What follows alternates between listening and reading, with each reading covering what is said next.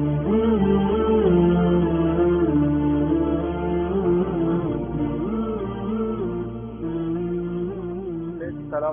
warahmatullahi wabarakatuh.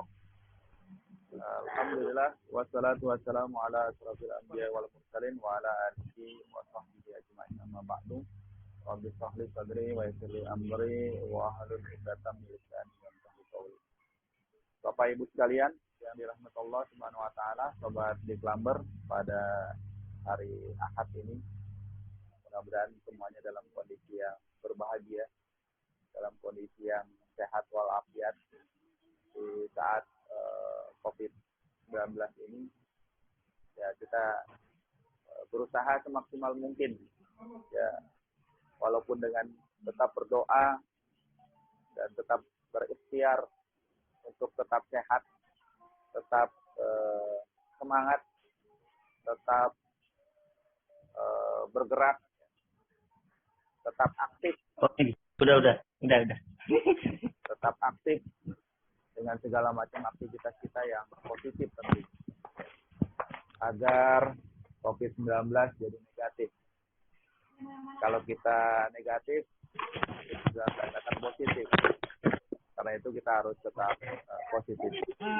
Bapak Ibu sekalian, terima kasih Sobat Diklamber yang sudah bergabung mengikuti acara training webinar ini, yang ini sudah hampir mungkin sekitar 5 kali ya kita mengadakan training ini.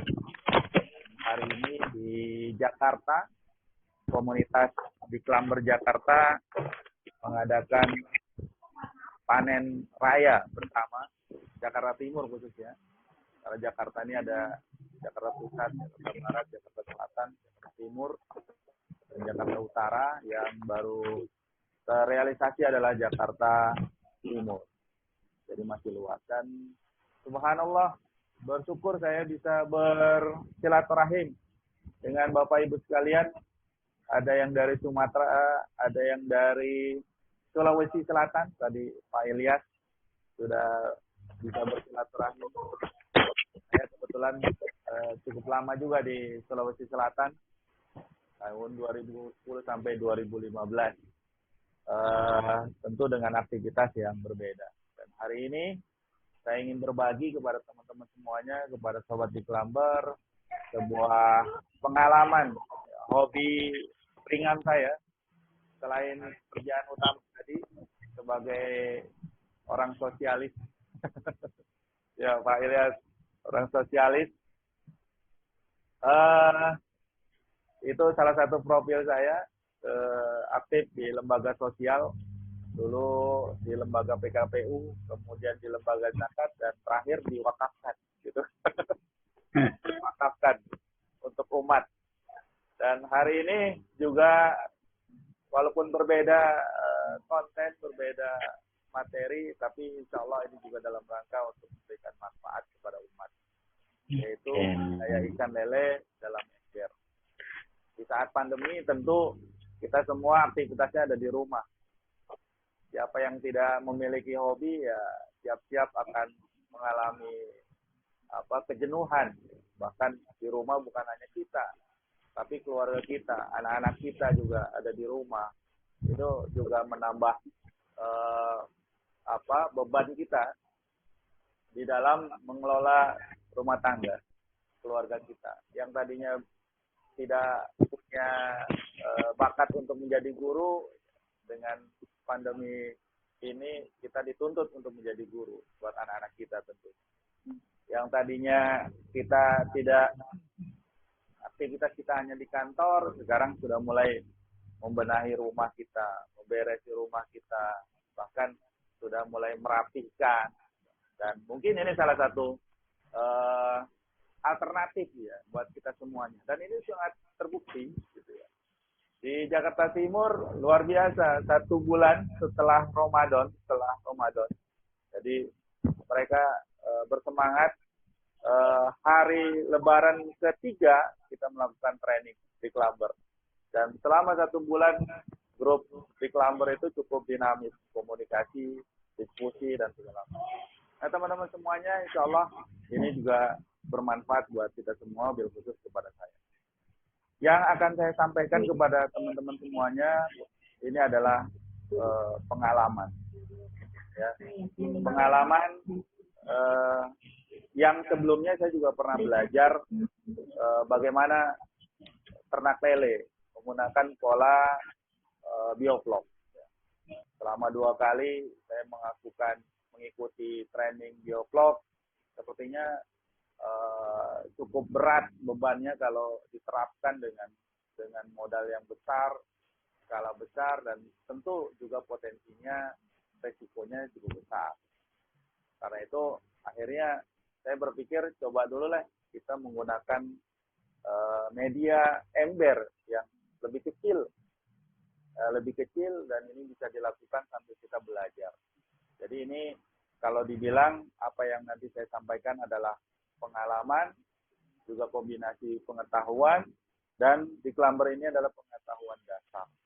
Buat sobat Diklamber yang ingin mengembangkan menjadi lebih besar lagi, bahkan mungkin punya kolam yang lebih besar lagi, tentu ini bisa dioptimalkan. Jadi bisa menjadi langkah pertama atau step awal kita belajar atau budidaya ikan lele. Teman-teman semuanya tentu semua punya motivasi, semua punya alasan. Kemarin Bu Lilis sudah mengajak kepada kita apa motivasinya.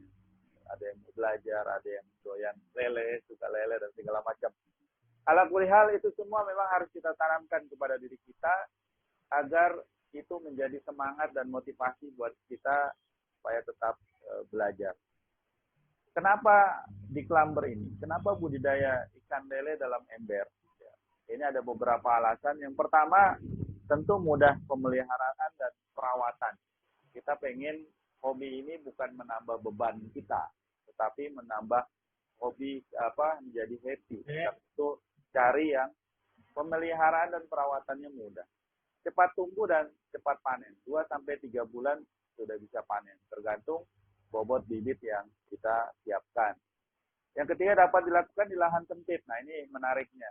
Karena menggunakan media ember, jadi bisa digunakan di lahan sempit. Ini yang ada di background belakang saya ini adalah belakang rumah saya. Diawali dari 2 ember ukuran 80, sekarang sudah ada 13 ember. 13 ember yang saya gunakan. Adaptif dan mampu hidup dengan air yang minim. Nah, ini salah satu kenapa harus ikan lele. Walaupun ikan-ikan yang lain juga bisa. Tapi paling mudah dan paling mudah kita paling adaptif adalah lele. Modal kecil dan bahan mudah didapat ya, karena kita ingin ini menjadi hobi yang saya rasa resikonya tidak terlalu besar, tetapi manfaatnya cukup besar buat kita. Kita perlu sumber protein hewani tentu ya. Kalau salah satunya ikan ini merupakan sumber hewani. Sebagai lumbung ekonomi keluarga ya, di saat pandemi kita ditantang oleh kondisi ya, kita harus mampu beradaptasi, mampu menyiapkan ketahanan ekonomi keluarga kita. Ya mungkin uang ada, tapi kalau sumbernya nggak ada, makanan yang ingin kita beli, otomatis harga akan meningkat. Alangkah baiknya kalau di sekitar lingkungan kita punya lumbung ekonomi kita, baik di sumber hewani maupun dari sumber juga dari tumbuhan atau sayur-sayuran. Itu bisa kita kombinasikan, insya Allah. Sarana pengendali pertumbuhan nyamuk. Ini juga menarik. Ternyata dengan adanya kolam ini, nyamuk menjadi berkurang. Kenapa? Karena nyamuk akan bertelur, tetapi tidak bisa menetas. Kalaupun bisa menetas menjadi cucu atau jentik, itu pun akan menjadi makanan daripada ikan. Sarana pengendali debit air hujan. Ya, ini juga penting. Jakarta di awal tahun 2020 mengalami banjir cukup besar karena debit air hujannya cukup tinggi, sedangkan saluran-saluran tidak mampu menampung debit air itu. Alangkah baiknya kalau kita punya sarana untuk menampung air itu kita mau optimalkan, kita manfaatkan seperti itu. Dapat dijadikan makanan olahan. Nah, ini juga menarik. Orang Indonesia rata-rata suka ikan lele. Dan ini menjadi alangkah baiknya kita bisa memiliki ya salah satu lemari es gitu ya. Ini ember itu jadi lemari es kita, tempat untuk ikan lele yang kita bisa gunakan kapanpun. Nah ini olahan-olahan lele yang ada di Indonesia cukup banyak sekali. Ada yang nomor satu ya, sebagai hasil survei yang paling utama yang semua pasti kenal adalah pecel lele. Dua, let's go, lele siap goreng. Ini menarik nanti. Kita akan bahas. Salah satu potensi ekonomi kita bisa untuk jadi bisnis kita, ya, yaitu lele siap goreng. Nugget lele, abon lele, crispy, sop lele, sosis lele, keripik, dan banyak lagi. Itu bisa kita olah sedemikian rupa. Apalagi kalau punya freezer, ya kita bisa optimalkan. Sehingga panen lele kita di kolam ember kita itu nggak harus kita yang makan, bisa jadi untuk orang lain. Apakah itu nanti dijual ataupun dibarter, nah itu terserah. Ya, kalau di rumah kita secara tidak langsung barter gitu. Kemarin sebelum Lebaran kita panen, kita bagi ikan ke tetangga-tetangga kita, dan ternyata kembalinya cukup menarik. Ada yang berupa ketupat, ada yang berupa semur. Nah, ini kan salah satu bentuk barter yang langsung atau tidak langsung kita rasakan, ya. Walaupun kita niatnya untuk kebaikan. Nah, teman-teman semuanya, sobat Lead Number, selain tadi di awal ada sumber hewani, protein hewani. Nah, ini FAO tahun 1972 sudah melakukan kajian riset bahwa kandungan yang ada di lele itu cukup besar untuk kita manfaatkan. Energinya mencapai 90 kalori. Jadi kalau yang lemah, letih, lesu, loyo, nah itu makan lele insya Allah menjadi seger lagi. Apalagi tambah nasi. Kemudian protein, 18,7 gram, proteinnya cukup tinggi. Ada fosfor, ini untuk pertumbuhan gigi dan tulang buat anak-anak kita cukup menarik, cukup banyak. Ya. Ada natrium dan juga yang lain-lain. Ini juga saya sampaikan juga beberapa hal yang kalau kita mengalami kekurangan zat-zat ataupun protein atau gizi yang kita miliki. Karena itu mungkin lele menjadi sebuah pilihan buat kita untuk menambah gizi kita. Supaya anak-anak kita makanan yang mahal belum tentu mengandung gizi yang banyak, yang bagus. Tentu di Indonesia cukup banyak ya gizi-gizi kita. Ada telur, ada ikan, ya, salah satunya ikan. Kalau ayam, daging ayam mahal, ya, kita bisa menggunakan ikan lele. Selanjutnya Bapak Ibu sekalian, sebelum kita masuk ke mana-mana terkait dengan Iklamber ini, yang perlu kita siapkan adalah bahan-bahannya. Ya, kalau Bapak Ibu sekalian punya waktu, punya kemampuan, kreativitas, nah ini bisa kita lakukan sendiri tanpa harus membeli. Saya bilang tanpa harus membeli. Karena sekarang sudah mulai banyak ini lahir bisnis-bisnis dalam menjual bahan-bahan, bahkan ada yang satu paketan gitu. Tapi kalau kita punya waktu dan kemampuan, silakan. Kita bisa membuat sendiri. Ini mudah, jangan dipersulit. Yang pertama tentu ember. Embernya 80 sampai 120 liter. Ini yang saya rekomendasikan. Walaupun banyak ember-ember yang lain, tapi yang paling sangat baik yaitu 80. Di rumah saya gunakan yang 100 liter. 80 ini juga cukup minim. Ya. Saya coba di rumah ini cukup minim. Tapi masih tetap bisa dilakukan. Karena yang banyak di pasaran yang ukuran 80. Bibit lele tentu nanti disesuaikan dengan ukuran dan keinginan kita. Mau cepat panen, kita cari bibit lele yang lebih besar.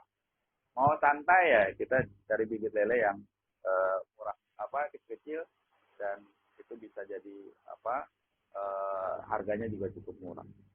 Kemudian selang air, kalau udah ada di rumah nggak usah beli lagi.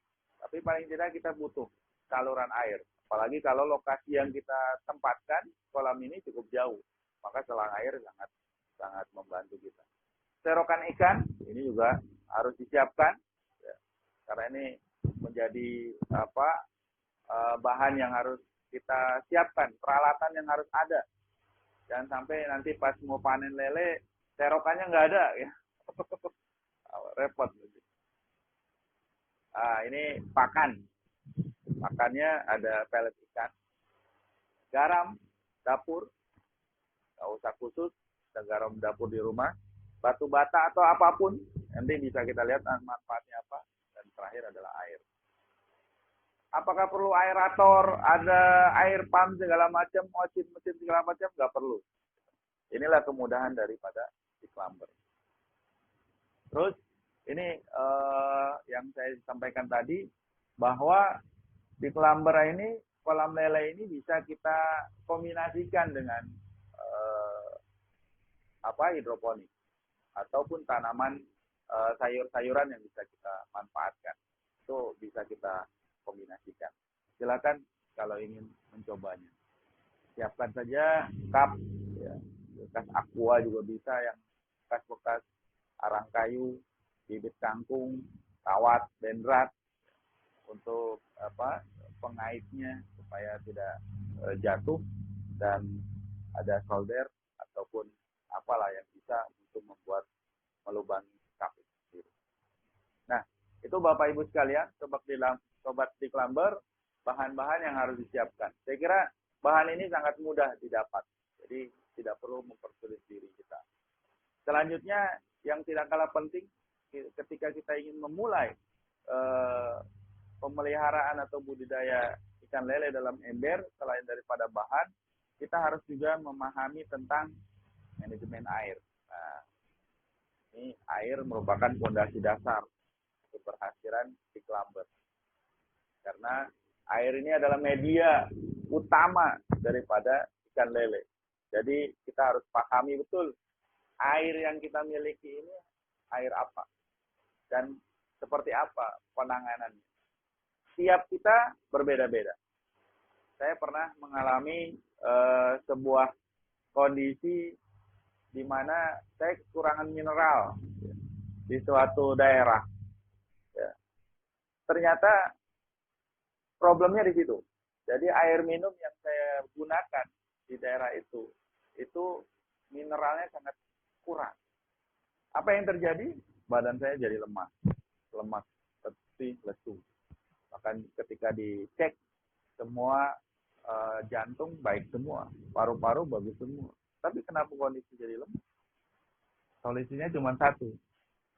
Kita harus menambah mineral kita. Sekarang udah ada mineral yang kita bisa gunakan. Dulu pakai Oralit. Itu untuk menambah mineral kita. Sekarang udah banyak. Ada, ya banyak lah. Saya tidak menyebutkan satu persatu. Tapi yang jelas, itulah kondisi air yang harus kita pahami. Yang pertama, jenis sumber air dan pengolahannya. Nah, ini penting buat kita. Di rumah kita, sumber airnya dari mana? Apakah air pump, air sungai, air sumur, air hujan? Ini berbeda-beda pengolahannya. Khususnya untuk air awal. Air awal maksudnya ketika kita baru memulai menyiapkan kolam kita, nah ini harus disiapkan juga pengolahannya. Pertama, untuk air PDAM, beri anti kaporit. Anti kaporit ini banyak yang jual, ada yang atau anti klorin, bisa juga digunakan anti klorin yang saya sampaikan di sini. Ini perlu diendapkan selama 2-3 hari. Di Jakarta ada juga yang menggunakan PDAM tanpa anti klorin, tanpa anti kaporit. Nah ini saya bilang mungkin kadar kaporitnya rendah. Gitu. Jadi nggak harus juga mengikuti, tapi perlu di awal sebelum kita mengetahui kadar kaporitnya itu tinggi atau tidak, maka harus diberi anti klorin atau anti kaporit. Ya. Yang kedua, air sumur atau air tanah. Nah, ini endapkan selama 1 sampai 2 hari dan diberi garam 2 sendok makan. Ini untuk awal ya. Air khusus untuk air baru. Untuk selanjutnya nanti kita akan sampaikan. Yang ketiga, air hujan. Kalau menggunakan air hujan, saya juga di rumah berapa 13 ember saya itu lebih banyak menggunakan air hujan. Bayangkan kalau menggunakan air sumur, berapa energi yang harus saya keluarkan buat memenuhi ember-ember itu. Kalau isinya 90 liter, berarti ada sekitar 900 atau 1000 liter air yang harus dikeluarkan. Jadi saya lebih banyak menggunakan air hujan. Air sungai ya juga seperti itu, harus ditambahkan kaporit atau diberikan anti kaporit. Jadi bersihkan dulu dengan kaporit, baru diberikan anti kaporit. Ya. Fungsinya kaporit itu kan untuk menjernihkan, membersihkan. Tapi jeleknya kaporit adalah juga sekaligus membunuh ya, bakteri-bakteri baik yang ada di dalam air. Karena itu harus diberikan anti kaporit dulu supaya lebih netral. Nah, ketinggian air, makanya tadi saya bilang baiknya menggunakan ember yang 80 liter minimal. Paling tidak karena lele membutuhkan ketinggian air sekitar 50 sampai 100 cm. Ya, 100 cm. Kalau melebihi ini kasihan lelenya. Saya banyak pengalaman menggunakan toren ya, penampungan air kemudian diisi penuh-penuh gitu. Nah ini kalau ketinggiannya melebihi dari 100 cm atau 1 meter, itu akan memberatkan si lele ketika dia mengambil napas di permukaan. Dia harus kembali lagi ke dasar, cukup memberatkan aktivitasnya dia. Nah itu Bapak Ibu sekalian, kita harus melihat jenis sumber air kita dari mana. Selanjutnya adalah ini persiapan air dan ember atau kolam. Nah, ini teman-teman semuanya buat yang baru perlu diperhatikan. Pertama, letakkan ember di atas batu bata atau apapun yang membuat ember kita atau kolam kita lebih tinggi daripada tanah atau dasar yang dijadikan pijakan kita. Tujuannya untuk apa? Untuk mensipon air yang ada di dalam ember itu butuh ketinggian yang lebih tinggi daripada dasar atau tanah yang jadi pijakan. Karena itu perlu diberikan alas, apakah bata ataupun yang lain yang ada di tempat Bapak Ibu sekalian, silahkan. Isi ember dengan air sebanyak 90% dari kapasitas. Kalau kapasitasnya 100 liter, ya 90% berarti 90 liter. Kalau kapasitasnya 80 liter, berarti kurang lebih sekitar 70 literan terisi. Supaya apa? Ada jarak ya sekitar 10 atau 15 cm agar lele tidak mudah untuk melompat keluar daripada kolam. Kemudian berikan garam dapur atau prosok sebanyak 2 sendok makan. Nah ini untuk awal saja, 2 sendok makan. Tujuannya apa? Ya untuk menyiapkan mineralnya satu. Yang kedua membunuh ya kuman-kuman yang memang merusak, ya, terutama buat penyakit si lele karena kan air baru. Ya. Terus yang selanjutnya diamkan air selama 1-2 hari. Jadi jangan kita gunakan air yang baru. Biarkan kolam itu untuk mengendapkan kotoran-kotoran, sekaligus juga menyiapkan air itu untuk pH-nya baik, kemudian juga tumbuh alga ataupun bakteri-bakteri baik yang akan dimanfaatkan oleh lele.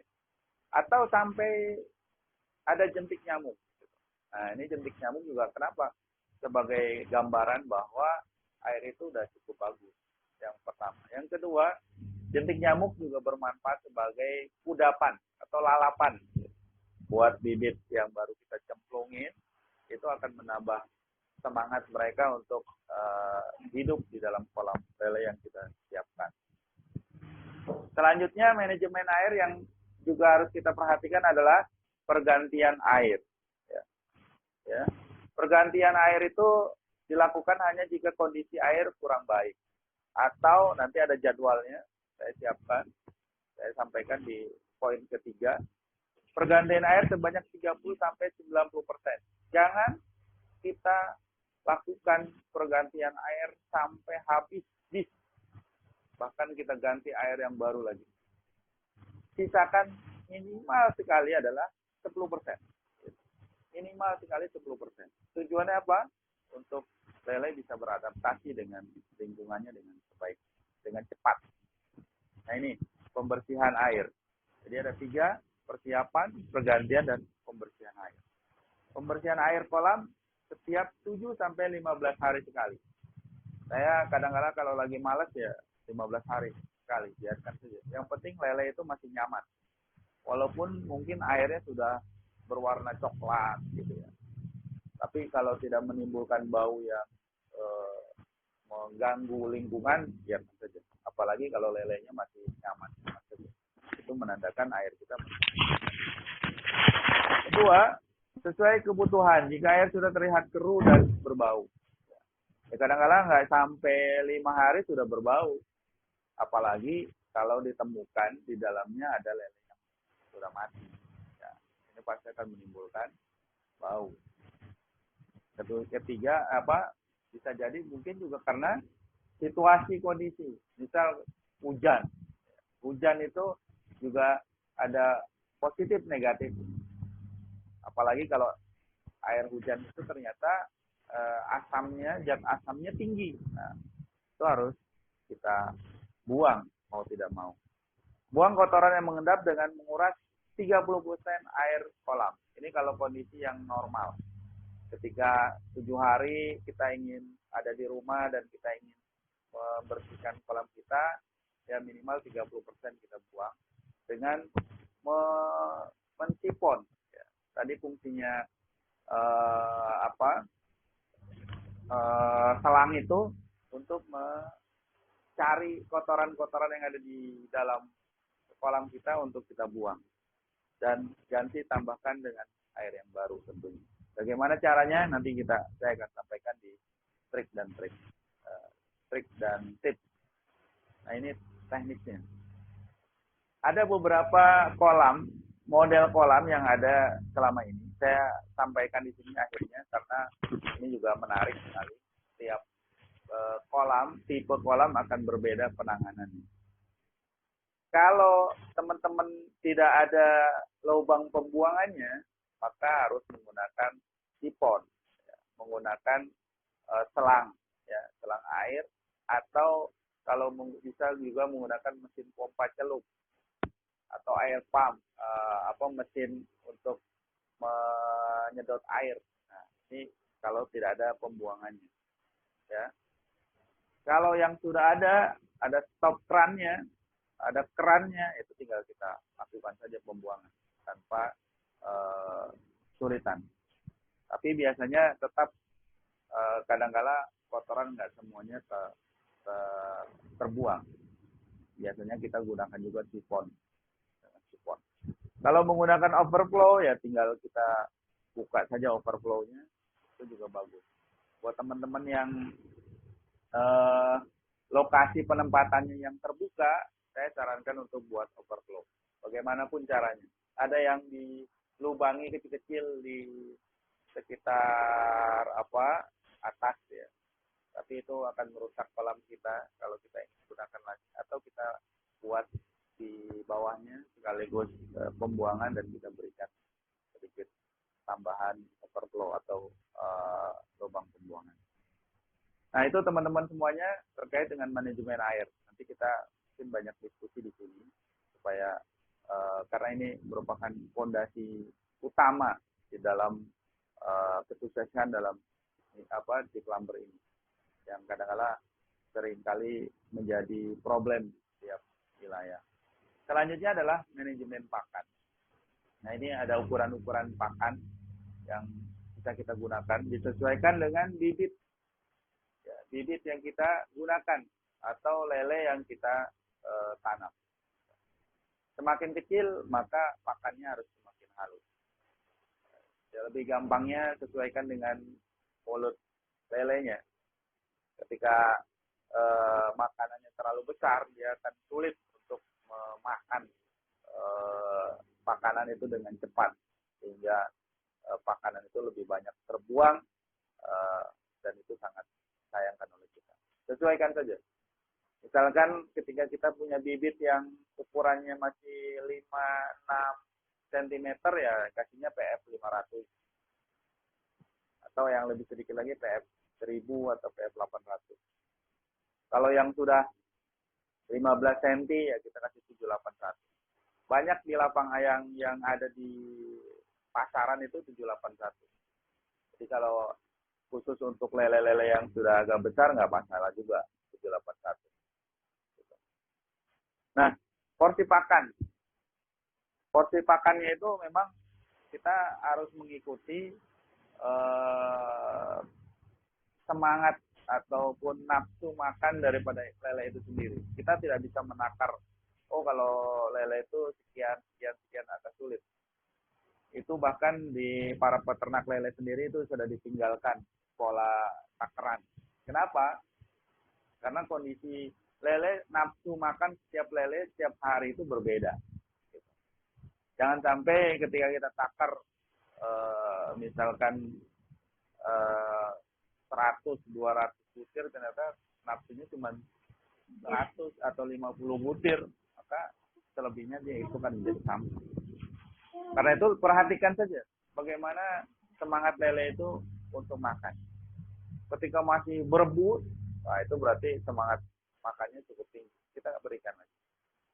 Tapi dengan porsi yang sedikit-sedikit. Biarkan itu jadi mainan kita, mainan anak kita, mainan istri kita, gitu. Buat lebih menikmati memberikan makan. Dan itu cukup bagus buat perkembangan kita dan keluarga kita, sehingga ada sesuatu yang menambah kebahagiaan kita lah di rumah kita. Ini juga pengalaman para anggota di Klamber. Mereka bercerita ternyata dengan adanya di Klamber, keluarga menjadi semakin bahagia, semakin ramai, semakin menikmati di rumah. Nah, jadwal pakan yang saya terapkan, ada yang boleh memberikan 3 kali, silahkan. Kalau saya biasa berikan 1-2 kali, pagi dan sore. Baiknya memang rutin, pagi atau sore. Sekali juga tidak masalah. Usahakan jangan diberikan malam hari. Kenapa? Karena malam hari kondisi pH itu semakin tinggi. Ya, karena itu sangat berpengaruh kepada ikan lele itu.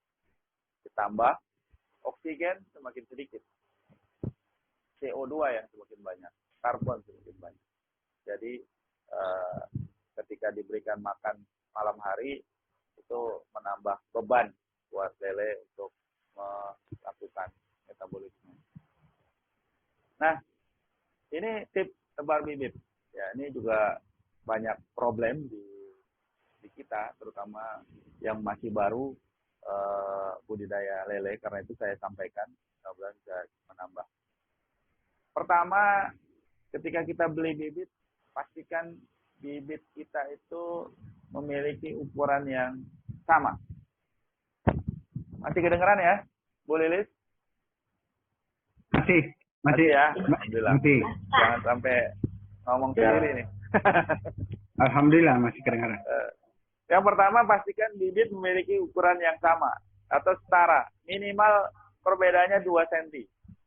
1-2 cm. Saya pernah dulu awal-awal sekali, biasalah kalau pembeli kadang-kadang suka minta tambahnya yang besar. Itu Bang kasih tambah yang besar gitu. Ternyata tukang bibit lele juga tidak kasih ilmu dia. Wah, biar supaya beli bibit lagi, dikasih saja yang besar. Ternyata itu yang menjadi pembunuh lele-lele yang lain. Karena apa? Karena lele merupakan hewan yang kanibal. Lele hewan yang kanibal. Karena itu pastikan ukurannya setara, grade-nya setara. Jadi kalau yang beli 56 ya 5 dan 6. 78, 78. 90, 10, 12. Itu salah satu ukuran-ukuran yang bisa kita gunakan. Waktu tebar baiknya di pagi hari atau sore hari. Kenapa? Karena di pagi hari ya suhu air masih relatif masih baik ya, belum panas. Di sore hari suhu air sudah mulai kembali normal lagi setelah tadi panas. Dan ketika kita menebar bibit, ya, jangan langsung ditebar. Biarkan plastik ya didiamkan di kolam selama 15 sampai 30 menit saja. Tujuannya untuk mengadaptasikan lele antara suhu air kolam dengan suhu air yang dia dapatkan dari tempat pembibitan atau tempat penjual bibit. Biarkan suhunya itu mulai sama dan mulai dirasakan oleh lele supaya dia tidak mengalami stres ya, ketika berhadapan dengan kondisi yang berbeda dengan kondisi awalnya dia. Buka penutup bungkus dan biarkan lele keluar dengan sendirinya. Nah, ini salah satu tanda bahwa dia sudah mulai nyaman dengan lingkungannya, dengan kolamnya yang baru. Mereka akan keluar dengan sendirinya. Tanpa harus kita bantu, mereka akan keluar dengan sendirinya. Kemudian, tidak kalah penting, monitor bibit selama 3 hari. Jadi, ketika kita tebar bibit, kita nggak lantas monitor, ya. Kemudian ketika berikan makan, berikan setelah tebar, kasih 4 jam setelah itu. Jadi kalau tebar pagi, kasih di siang hari. Atau kita langsamkan sampai sore hari juga tidak masalah. Rata-rata peternak bibit itu biasanya bahkan mempuasakan 1 hari. Mempuasakan 1 hari. Tapi kalau saya kadang-kadang di awal aja sudah saya pancing-pancing. Karena boleh jadi ketika kita belinya di pedagang bibit, bukan pembenih, ya, itu kadang belum dikasih makan. Bahkan sudah dari 2 sampai 3 hari yang lalu. Karena kan dia lakukan sortir terlebih dahulu. Yang besar-besar, yang kecil-kecil, yang sedang-sedang dia kasih kelompok-kelompokan. Kadang-kadang mereka belum kasih makan. Karena itu di awal saya kasih pancingan saja 5 butir atau 10 butir. Kalau dia bagus, dia mau makan, ya udah kasih lanjutkan. Kalau tidak, ya kita puasakan 4 jam atau maksimal 1 hari. Nah, ini ciri bibit yang sehat. Kadang-kadang kalau kita beli di penjual bibit, ya di toko-toko hobi. Ya. Di Makassar itu ada toko-toko hobi. Itu ada jual bibit lele. Nah, kita harus perhatikan. Pertama, tentu tidak ada penyakit cacar atau kuning. Kalau kondisi ikannya yang warnanya agak kuning-kuningan, ya itu bisa. Kecuali memang dia albino, ya. Itu beda lelenya, lele albino. Tapi kalau cacar, kemudian tidak gesit, ya, berenangnya di permukaan, ya kadang-kadang tukang penjual bibit itu dikasih lele yang di atas permukaan. Padahal lele yang bagus yang ada di dalam kolam, di dasar.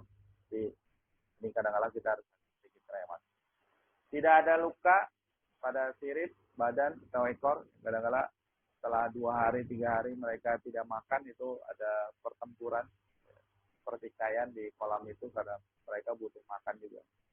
Dan tidak ada cacat fisik. Kadang-kadang memang ada yang tidak ada siripnya, tapi tetap besar. Itu memang kualitas fisiknya bagus. Tapi kita pengen yang tidak ada cacatnya. Kalaupun ada 1-2 ya itu nggak masalah. Dan yang terakhir saya ingin sampaikan, ketika kita beli bibit, upayakan kita minta tambah. Biasanya kita minta tambah 10%. Kalau beli 100, tambah jadi 10. Jadi 100, 10%. Karena biasanya di awal-awal ya kita kasih mungkin sekitar 10% ada terjadi kematian karena kondisi bibit yang kurang bagus. Nah, untuk sukses hidroponik, ya ini buat teman-teman semuanya, nggak semua lokasi bisa dikombinasikan dengan hidroponik. Terutama lokasi yang ada di tempat yang rindang atau di tempat yang tertutup.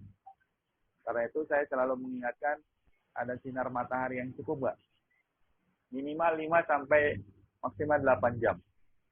Kalau kurang dari itu biasanya ada tumbuh tapi kurang bagus. Yang kedua, akar kangkung terendam air. Nah, ini kadang lupa kalau kita tidak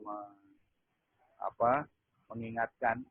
Kadang-kala air itu semakin tumbuh besar ikan lele kita, semakin tumbuh besar tanaman kangkung kita, itu daya serap airnya semakin tinggi. Sehingga air mengalami penurunan jumlah atau penurunan volumenya. Nah, ini kadang-kala kalau kita tidak memperhatikan, itu kangkung lelenya justru malah tidak terendam air. Dan itu menjadi kangkung akan menjadi mati. Yang terakhir selain itu juga harus kita perhatikan batang kangkung tidak terendam air. Kadang-kala kalau kolamnya ditaruh di tempat terbuka, kemudian tidak ada overflow, kemudian kena hujan, biasanya air bertambah volumenya karena kena air hujan dan tidak diperhatikan, ternyata batang kangkungnya terendam lebih daripada 5 jam, bahkan mungkin 10 jam. Itu akan menjadikan kangkung kita akan rusak. Dan terakhir, pastikan tidak ada hama. Baik hama manusia, anak-anak, jadi harus lebih kita harus lebih menjaganya, apalagi tikus di malam hari. Nah, ini juga menjadi hama. Nah, Bapak Ibu sekalian, ini mungkin juga sangat penting saya harus sampaikan. Setiap peternak itu akan mengalami pembelajaran yang berbeda-beda karena 8 faktor ini yang harus kita perhatikan. Pertama adalah lokasi antara terbuka dengan tertutup, ya, otomatis kaitannya dengan cuaca, ya. Lele bisa dilakukan di tempat terbuka ataupun tertutup, tapi perlu diperhatikan masalah hal ini. Saya pernah mendapati anggota yang mengalami kematian massal 4 ember lelenya. Gara-gara apa? Gara-gara suhu kolamnya mengalami panas karena kangkung yang ada di atasnya itu dibeli sama tetangganya dengan kap-kap. Ini pengalaman. Jadi perhatikan. Yang kedua, kualitas air sumber. Ya, tadi saya sampaikan ada PDAM, ada air sungai, air hujan, air tanah. Ini juga berbeda-beda setiap lokasi. Nah, itu perlu diperhatikan. Kualitas air kolam. Nah, ini kondisi air kolam juga harus kita perhatikan, apalagi ketika kena air hujan ataupun ketika ada lele yang mati, otomatis air kolam akan mengalami penurunan kualitas. Kualitas pakan. Nah, ini kadang-kala lele pelet yang ada di pasaran itu berbeda-beda kualitas. Lele itu walaupun bisa makan tumbuhan, tapi dia butuh pasokan 40% sampai 60% itu adalah protein. Kalau ingin mempercepat pertumbuhan lelenya, maka proteinnya harus ditambah. Walaupun tadi saya bilang lele itu bisa makan yang organik, kasih tumbuhan, dia hidup makan, tapi pertumbuhannya akan lambat. Beda kalau diberikan dengan protein yang tinggi. Kualitas bibit. Jadi di awal sudah saya ingatkan tentang terkait dengan kualitas bibit. Kadang-kala kita juga mendapatkan, saya sering juga mendapatkan kualitas bibit yang kurang bagus. Tapi tantangan kita adalah bagaimana kematian bibit itu ya bisa kita turunkan. Tidak mengalami kematian massal, dalam satu waktu gitu. Kalau ada di awal 1, 2 yang mati ya kasih waktu 10% lah maksimal itu masih cukup bagus. Kepadatan, ini kadang-kadang kita harus memperhatikan. Di awal mungkin ketika kita beli bibit 100, 150 atau 200 ekor masih cukup. Tapi ketika dia sudah mulai membesar, nah itu perlu kita perhatikan. Jangan sampai kolam terlalu padat. Paling tidak perbandingannya 1 liter banding 1 ekor. Ya, 1 liter banding. Kemudian penyakit. Dan terakhir adalah manajemen daya. Nah ini teman-teman semuanya, Sobat Diklamber, 8 faktor ini yang mempengaruhi hasil ya, dari para peternak, dari kita semuanya. Ya kadang-kadang di kolam saya mungkin berbeda kualitasnya, airnya segala macam dengan ada yang di tempat Bapak Ibu sekalian di daerah masing-masing. Nah, itu saya tidak mengetahui persis. Karena itu kita dituntut untuk bagaimana belajar terus-menerus meningkatkan kapasitas kita dan kemampuan kita di dalam mengoptimalkan atau meminimalisir hal-hal yang kurang di dalam 8 faktor ini. Nah, ini problem dan solusinya saya kira yang paling mudah saja. Kalau di googling cukup banyak penyakit-penyakit lele, biar kita nggak stres juga di awal dan begitu sulit, ya, saya sampaikan hanya 3 atau 4 saja yang terjadi, yang seringkali kita alami. Yang pertama, lele menggantung. Nah, kadang-kadang jangan stres juga kalau lele menggantungnya kurang dari 60%. Atau masih 1-2, biarkan saja. Artinya air itu masih cukup bagus. Mungkin yang 2 itulah yang sedang kondisi kurang bagus. Kadang-kadang lele menggantung itu karena dia kelelahan. Ya. Kemudian yang kedua dia tidak mendapatkan pasokan oksigen di dalam kolam. Ya, biarkan saja dia menggantung. Tapi kalau lebih dari 60%, ya ini harus kita perhatikan. Jangan sampai terjadi kematian massal tadi. Pertama, sebabnya karena stres. Ini di awal-awal, kalau bibit yang baru hadir, biasanya ada kondisi stres. Lele bisa stres, ya. Bahkan kadang kalau lagi stresnya itu bisa lompat-lompat. Awal-awal lompat-lompat. Nah, bagaimana solusinya? Ganti air 30%. Kemudian berikan garam 2 sendok teh. Saya kurangi. Kemarin itu 2 sendok makan. Ya, dengan kondisi yang berbeda-beda, saya kira bahkan kalau perlu nggak perlu dikasih garam juga nggak ada masalah. Tapi saya wajibkan, saya rekomendasikan untuk berikan garam. Karena apa? Garam ini berfungsi tadi mineral, membantu osmosis tubuh si lele, biar dia bisa mengeluarkan lendir dalam tubuhnya sehingga lebih bisa mudah untuk berenang ke atas. Ini seperti ini. Pertama lele menggantung, yang kedua lele kembung. Lele kembung ini disebabkan kelebihan pakan, infeksi saluran pencernaan atau kandungan amonia yang tinggi. Nah, kandungan amonia yang tinggi. Kalau kondisi seperti ini, air perlu diganti 50%. Puasakan 8-10 jam. Jadi kalau biasa makan pagi hari, kita stop dulu pagi hari, sorenya kita baru kasih makan. Atau ketika kita ganti airnya sore hari, berarti besok pagi baru kita makan. Yang ketiga adalah cacar lele atau lele kuning. Ini karena kualitas air kurang bagus. Jadi banyak jamur-jamur yang buat kondisi kolam kurang bagus dan menimbulkan jamur, ya, sehingga lele itu ada cacar atau kuning. Ini juga sama, kondisinya harus digantikan airnya. Selanjutnya adalah, nah ini analisis bisnis.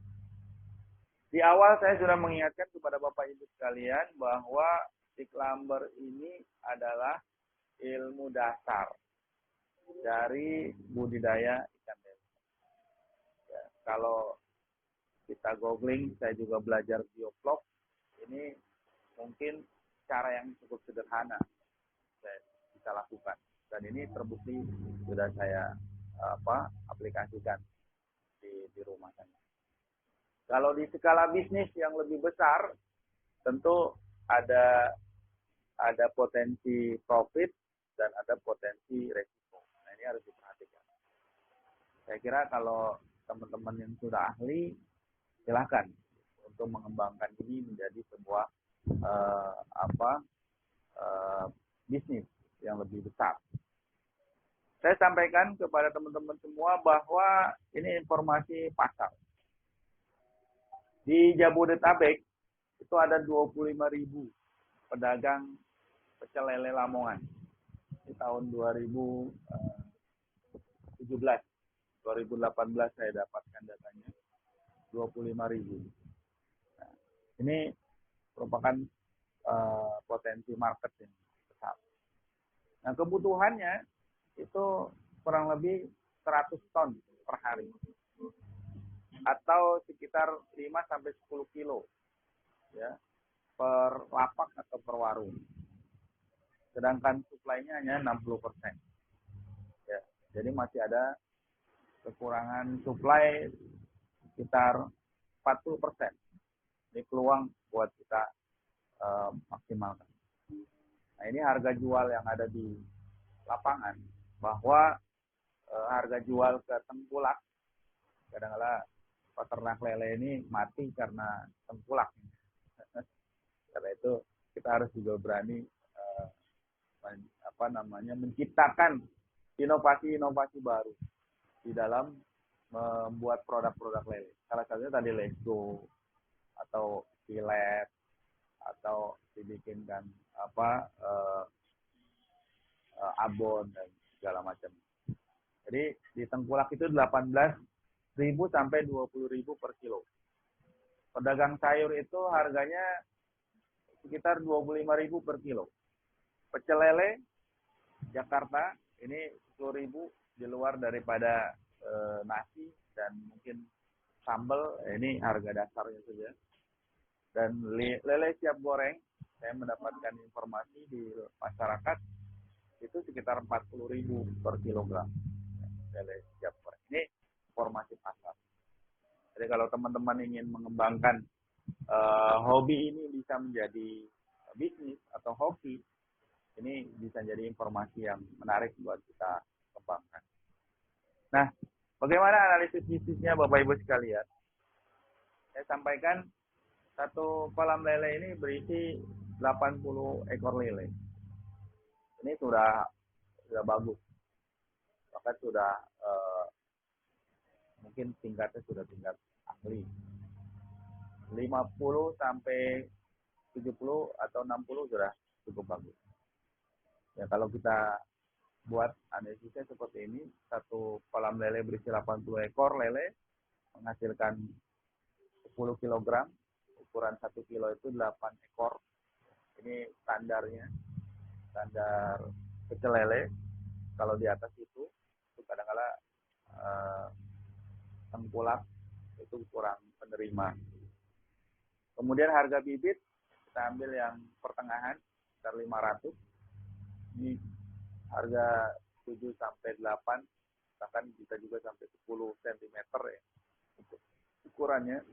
Kalau dikalikan 82 ekor sekitar 40.000. Pakan hingga panen kita patok 60% bobot.